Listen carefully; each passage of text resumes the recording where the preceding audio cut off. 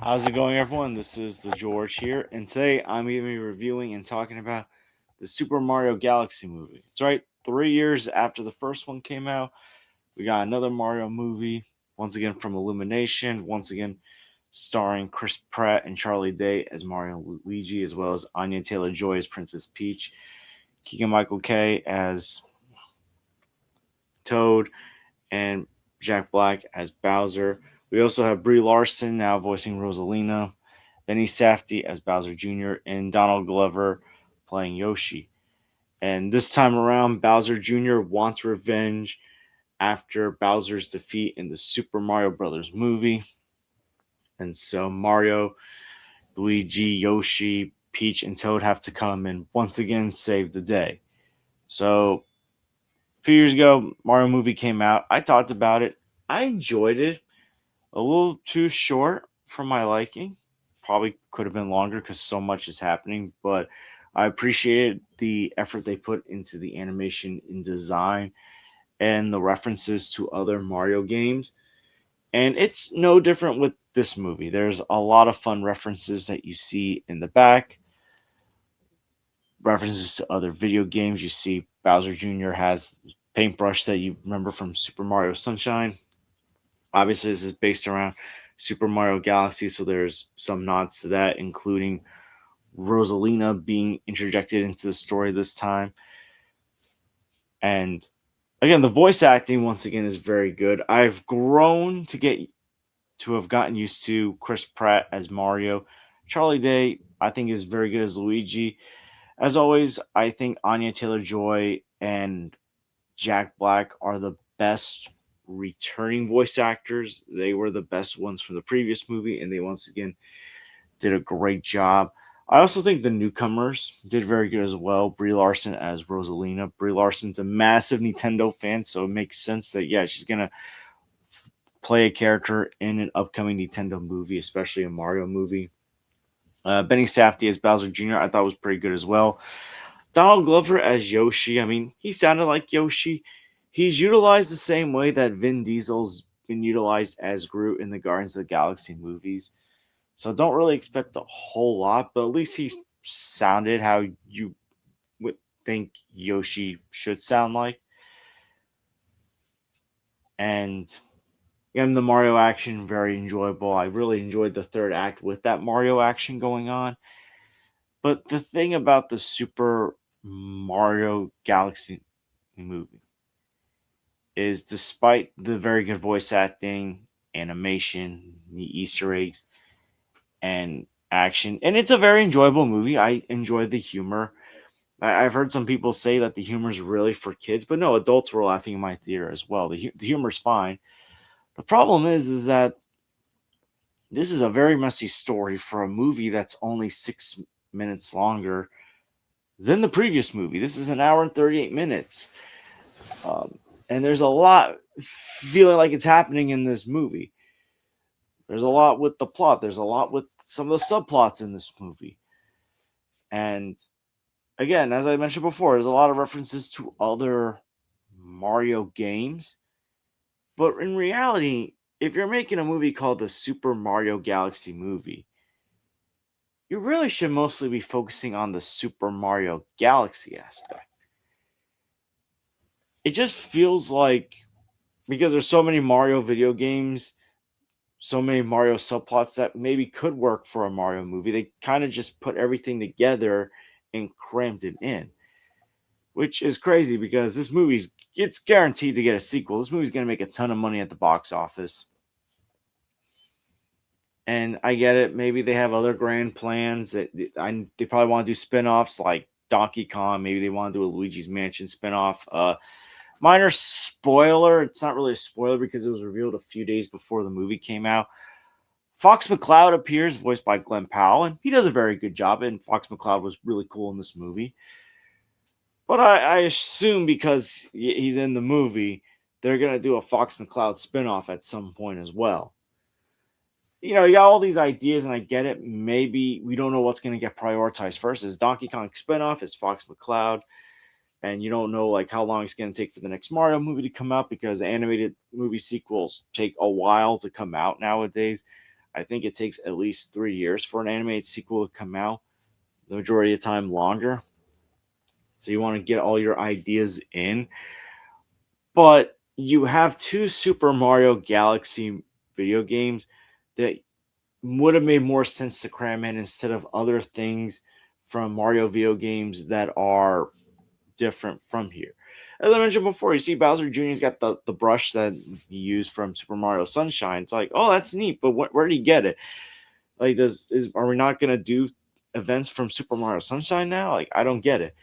It just feels like things are being crammed in. And at some point in this movie, I felt like the Super Mario Galaxy movie was turning into a Star Wars movie because you have these characters going on their little adventures, going to this place and that place. And this is even before Fox McCloud even appears. It just feels like Star Wars stuff is happening. Like Bowser Jr. makes this planet that is called Bowser Planet, but it looks like the Koopa version of a Death Star, the Super Mario version of a Death Star. At one point, Peach and Toad, they're off on another planet somewhere. Minor spoiler, but it feels like just one of those random things you would see in a Star Wars movie, like one of those subplots that happens in the middle of a Star Wars movie. It works for a Star Wars movie because Star Wars movies are over 2 hours long. In a short Mario movie, I don't know. Granted, I'll say this: the things that I felt like were too Star Wars-ish, if that's even a thing in this movie, still better Star Wars than Last Jedi and Rise of Skywalker. But I'm not going to go any further than that. But yeah, at some point, I'm just wondering, like, what kind of movie is this turning into? And at some point, it feels like a lot of the Rosalina stuff is becomes minimum. And it's like, oh wow, they were hyping up Rosalina in the trailers, and this is a movie based off the Super Mario Galaxy movie. And I get it that you hinted at Yoshi in the post credits in the previous movie. So yeah, you're also including Yoshi into this. You're going to give Yoshi a lot of screen time because you've been hyping Yoshi up longer than Rosalina. But still, it's like, so why not just wait to do the Galaxy stuff for a third movie and do something tying into Yoshi that you can still include Bowser Jr. as the main antagonist in? It just feels like they wanted to cram stuff in, and I think it hurt the movie. And granted, it's still better than a lot of video game movies we've gotten beforehand. I think we need to remember that video game movies used to be really bad back in the 90s and 2000s, and even for most of the 2010s. It feels like things started turning around after Pokemon Detective Pikachu and the first Sonic the Hedgehog movie. Those were 2019, 2020. But even still, the potential for a very good Mario movie is there. And I get it. Not every single Mario game has much plot. They have plots, but not much story with their plots.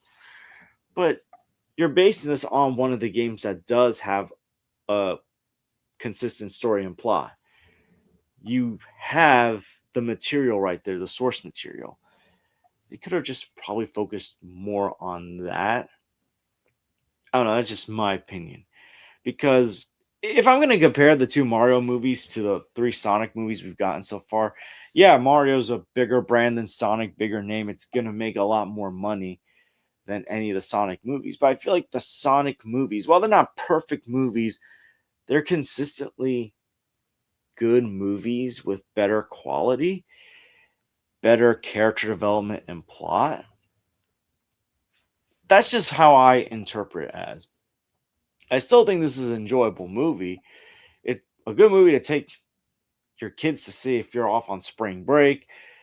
Um, if you want to go see a movie on the weekend, it's definitely a good movie to take them to. But I feel like this reaffirms my fear that I've had when I learned Illumination was doing the Mario movies, which is I don't know if Illumination is the right animation studio to be doing Mario.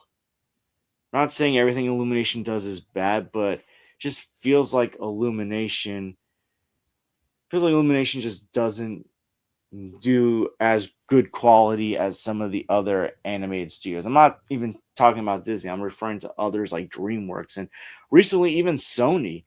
And Sony's gonna have that live action Legend of Zelda movie. And if you've seen some of the set photos, it actually looks really incredible so far. I don't know what kind of movie we're gonna get, but it looks like the effort's being put into there. Don't be surprised if, for all the jokes I've made about Sony, the Legend of Zelda movie turns out better than any of the Mario movies. But again, it was an enjoyable movie. It's well voice acted, it's well animated, it's well designed. They pay really close attention to detail because so much is happening in the background of these movies. There are like so many background characters. Um, on the Bowser planet, there's like a bunch of like rides happening. There's like a theme park happening. I think they put really good attention to that.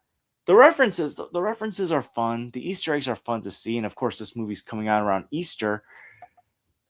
But story wise, it's not focused. And actually, this made me appreciate the first movie more because the first movie, while it's not perfect, at least the story, even if there's quite a few things going around, the story feels like it's staying focused at least. The story bounces around more in this one.